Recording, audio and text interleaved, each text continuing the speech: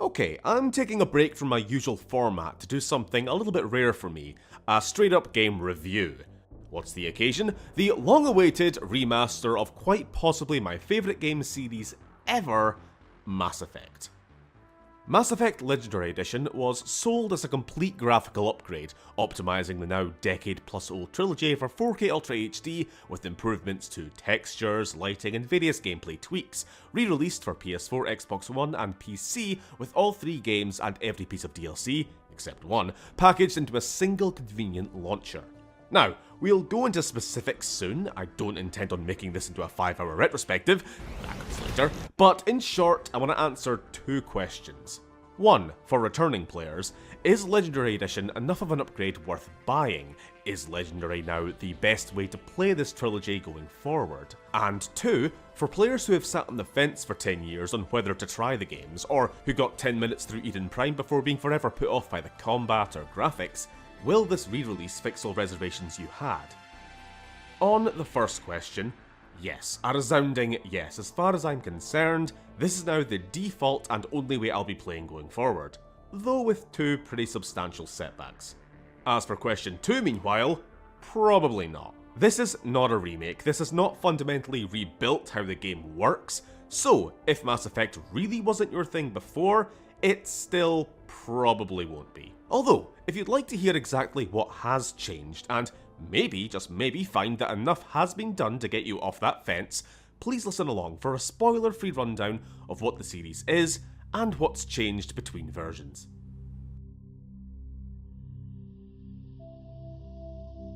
First off, for the completely uninitiated, what is Mass Effect? The original Mass Effect was a 2007 science fiction action RPG, gotta start with the labels, with 2 directly contiguous sequels in 2010 and 12, your character, choices, the state of the galaxy, and even who lives and dies, carrying over from one game to the next with a file transfer system being central to the games. To that age-old question of, do I need to have played the previous games, Mass Effect is one of those series where the answer is an absolute yes. Not that anything actually stops you from going in and starting at 2 or 3. In fact, there's actually an interactive comic book if you do this, allowing you to fill in the gaps of your backstory. But to me, this is like starting The Lord of the Rings with Return of the King as your first film. There's only one way to play a new game of Mass Effect. Created by the same team at BioWare behind the well-loved Knights of the Old Republic, including director Casey Hudson and writer Drew Caprison, Mass Effect was their intent to move away from building RPGs within other people's worlds, be it Star Wars or D&D's Forgotten Realms, to create their own universe, heavily inspired and paying homage to a ton of classic sci-fi, from its visual design to synthy electronic soundtrack to even optional film grain for that cinematic, even televised look a la Star Trek. The player takes on the role of Commander Shepard, a customizable avatar with face, race, gender, backstory and class options, serving as a marine aboard the Human Systems Alliance vessel Normandy, in a galaxy where humanity has, within fairly recent history, found themselves as only one of a number of races.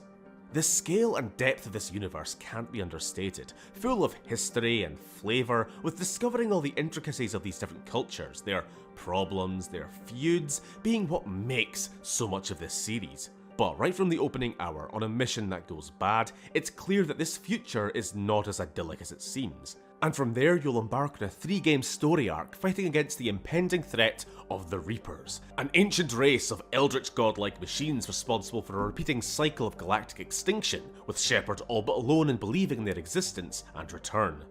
But anyway, that's quite enough synopsis. What matters for us just now is whether or not this new release is worth you jumping on board this series for, whether as a returning player or brand new. Of the 3 games, Mass Effect 1 is unsurprisingly the one to go through the biggest amount of change. I powered through the game in about a day and a half, doing most of the side content. I made some notes as I went along, and this is what I got from the re-release. Before talking about the most obvious changes with the graphics, I should probably touch on first the character creator, being one of the first things most new players will probably encounter. Mass Effect has never had the most in-depth face sculptor, and if you were hoping for a total revamp here, you'll be a little bit disappointed. Still, there's definite improvements. Hairstyles alone have more than doubled in variety, with do's for women going from 10 to 20, and men going from an ungodly 7 to 24.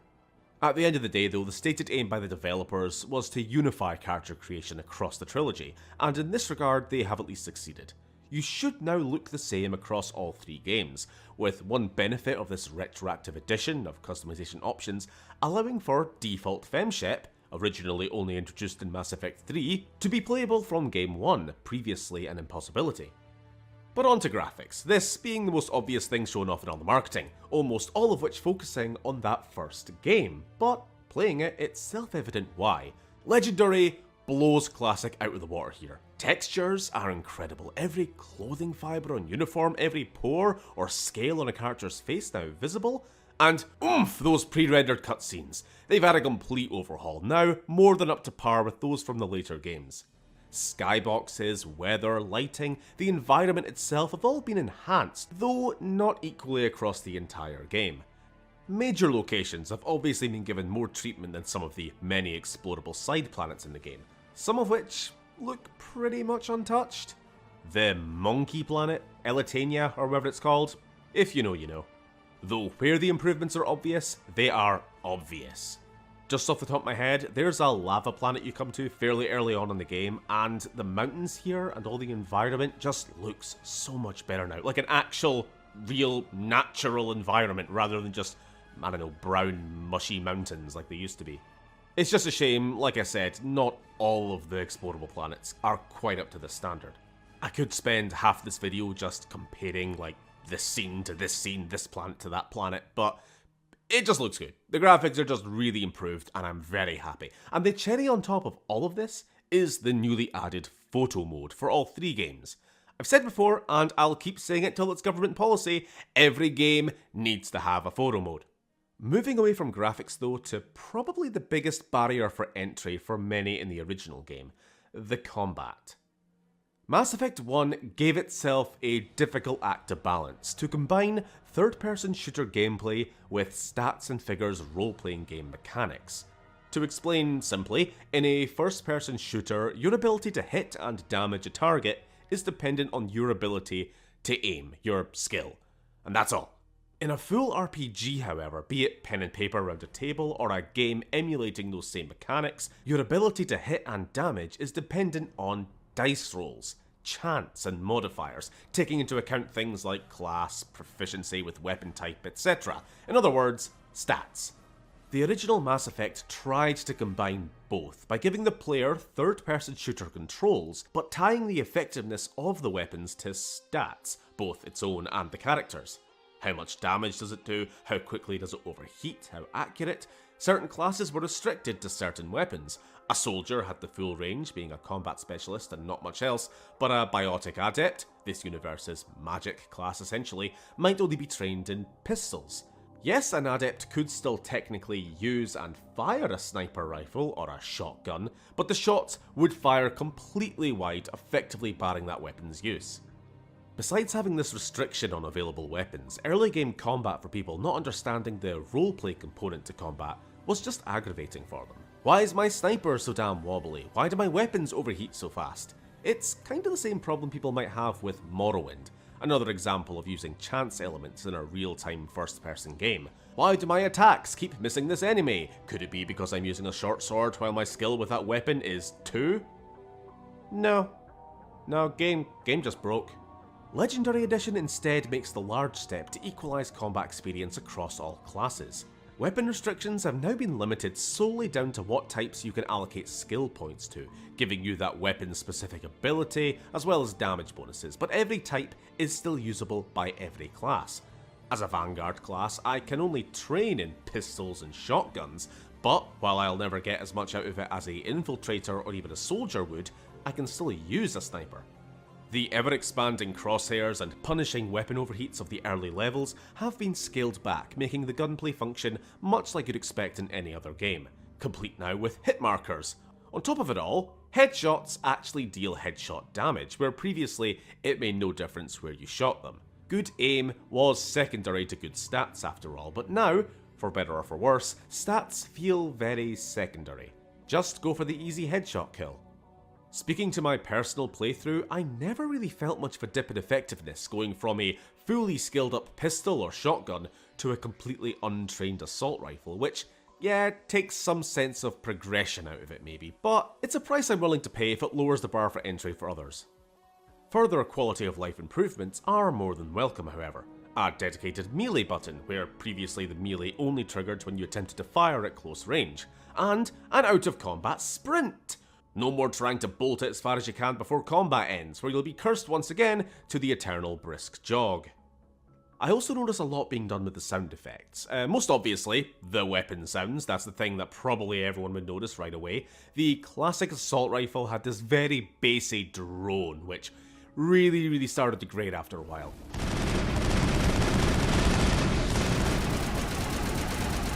Here, it's a much snappier sound effect. Now, a big selling point for me on the whole Legendary package was the promise of full gamepad support on PC. I've always really preferred Mass Effect as a console experience.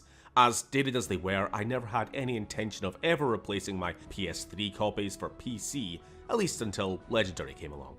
I did start to panic the day before release though, because for whatever reason I decided to boot up Dragon Age Inquisition on PC just to see how it ran, and trying to play that with gamepad with my PS4 controller, it just would not play, it just wouldn't fucking work. I had to just do so much dicking about with DS4 and with options before I could actually get it to take. And that really started to put the fear in me that, oh no, I just want to be able to plug in and play Mass Effect when it finally gets here. And thankfully, that's exactly what happened. I had no problem whatsoever with the gamepad support for the PC.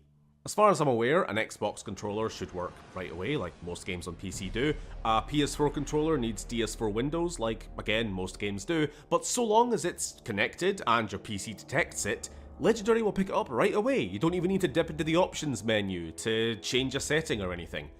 If you so much as touch your mouse or keyboard, the game will just automatically switch over and now you're on mouse and keyboard. If you pick up the gamepad again and touch an analog stick, you're like that, you're playing on gamepad now. Now, there are some issues, though these aren't problems unique to Legendary. In some ways, more annoyingly, these are legacy issues which, despite the opportunity to do so, remain unfixed. In Mass Effect 1, enemy AI still has some issues, as do teammate pathfinding. More than once I had squad mates stuck on the environment or other NPCs, and where fast travel wasn't possible, a save and reload had to be done to fix it. The Mako still drives like ass. This is not a complaint. It's part of the charm, any Mass Effect fan knows this. However, I did once get a driving bug, which I distinctly remember from a previous playthrough of the classic version. Hell, it might have even been on one of my streams. Speaking of the Mako, they did add a speed boost, which makes getting from A to B on empty maps a little bit less awful.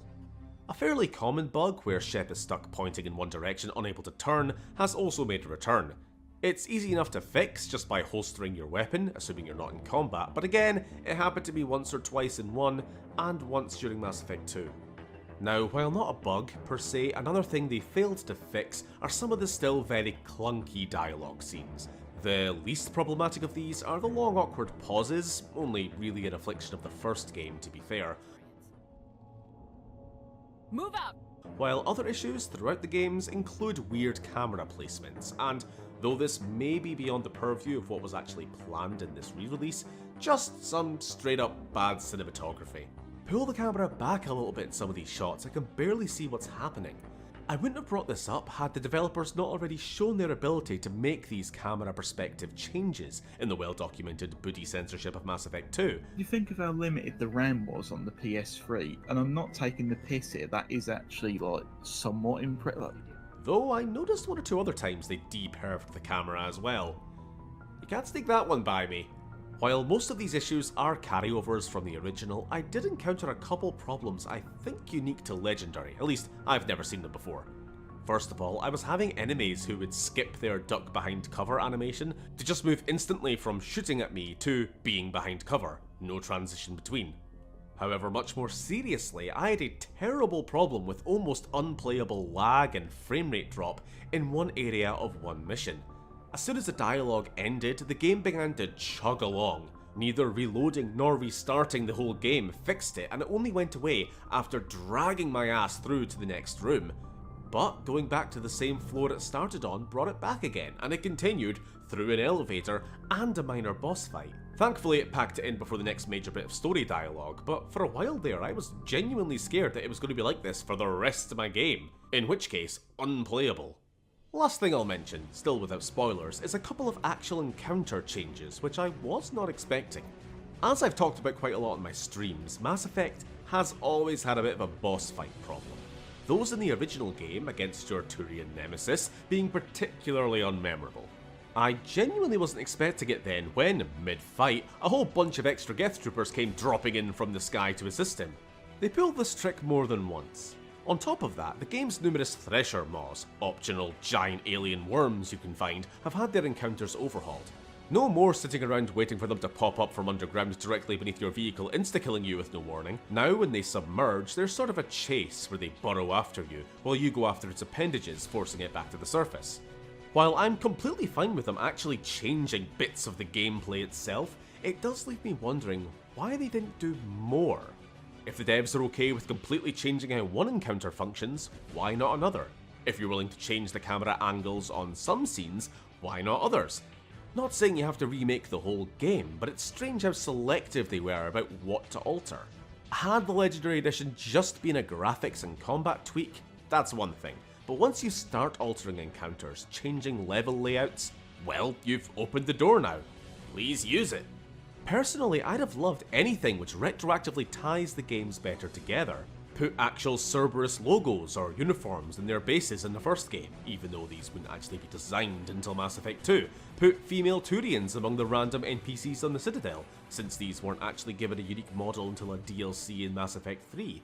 Use some different weapon models from the later games. While the game had a bunch of different named assault rifles, they all used the same two models, the Avenger and the Vindicator, over and over. Or for fuck's sake, at the very least, put a little bit more differentiation with all of your identical dungeon areas. You know, there's a mission where you go to the literal moon, and there's a base where underground it is the exact fucking same as every other planet, complete with red Martian rock.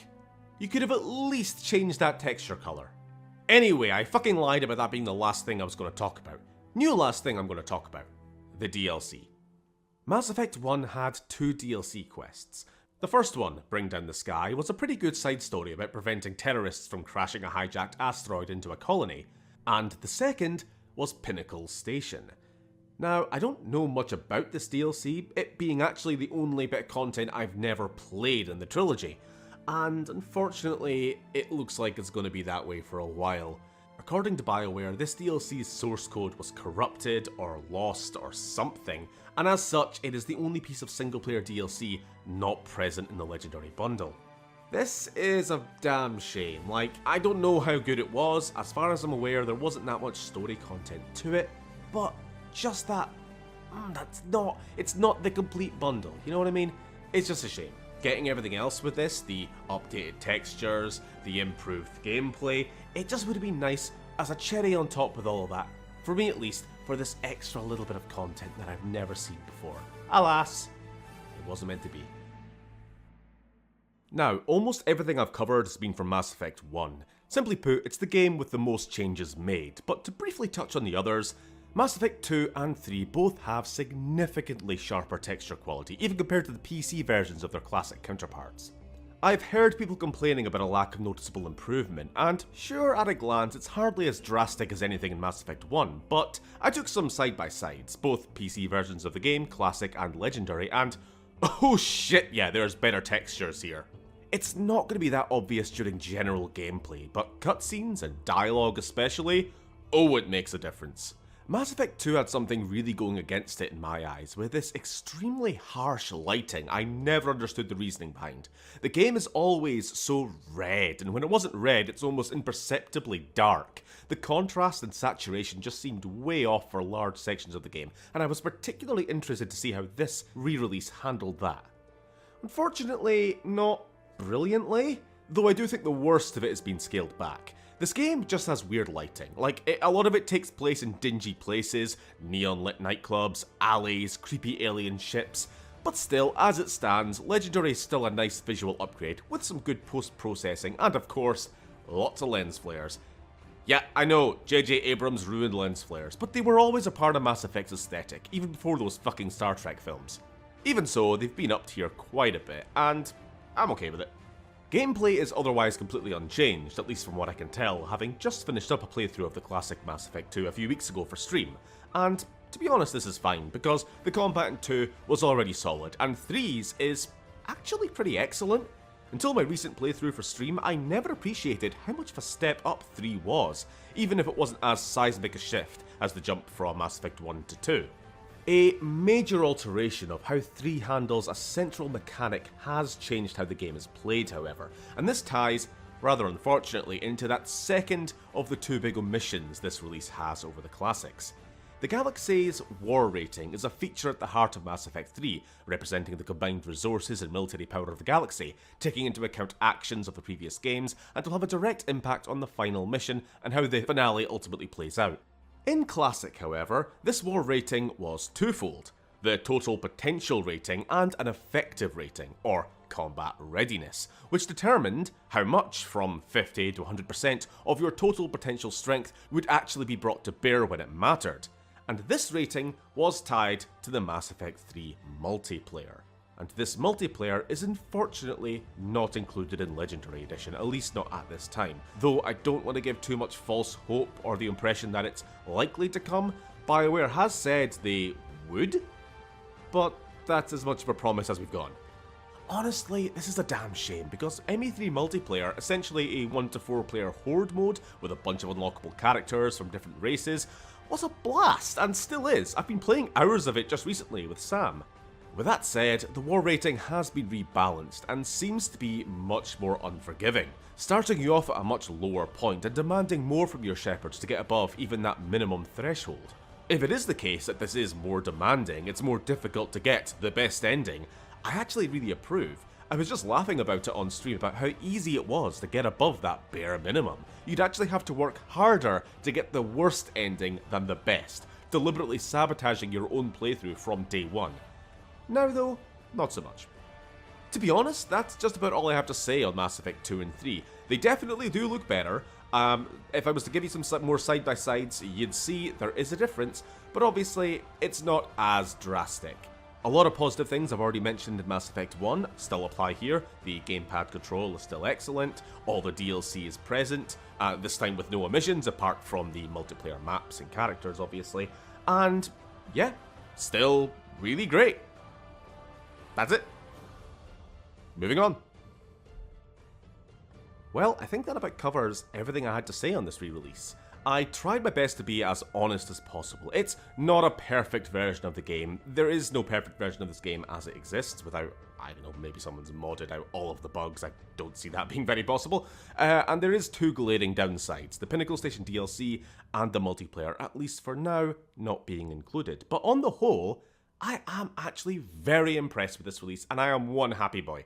This series means so much to me, and I can't seem to get tired of replaying, but having it on PC in this quality, in this very accessible way, it's great. I suppose one thing I did forget to mention, which I didn't really think about until I actually had already pre-ordered the game, yes, you do need an Origin account. I just kind of recently set one up, or more specifically, I recently reused mine for the first time in 5 years or something.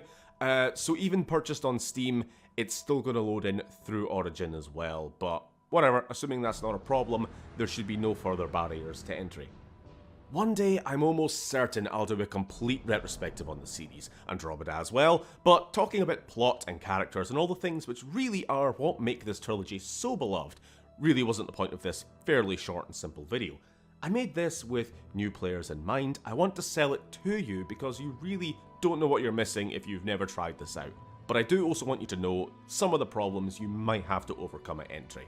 But unless you really just did not like the games back in the day, just really wasn't your thing, if that is the case, no, I don't think anything that's changed here will have really done anything to make you like it any better. I don't recommend it to you, but I do think it's obvious this is the best way for anyone to now hop on board if they do wish to do so. I'm happy to put my old PS3 copies to rest at long last. I platinumed them all while streaming. I've got no reason to go back, other than old time's sake, or Pinnacle Station, I guess. And I got a cheap copy of Mass Effect 3 Classic on PC for multiplayer. But Legendary, I'll be there from now on, and I'm more than happy to. Anyway, thanks very much for listening. I hope this helped, and I hope to talk to you again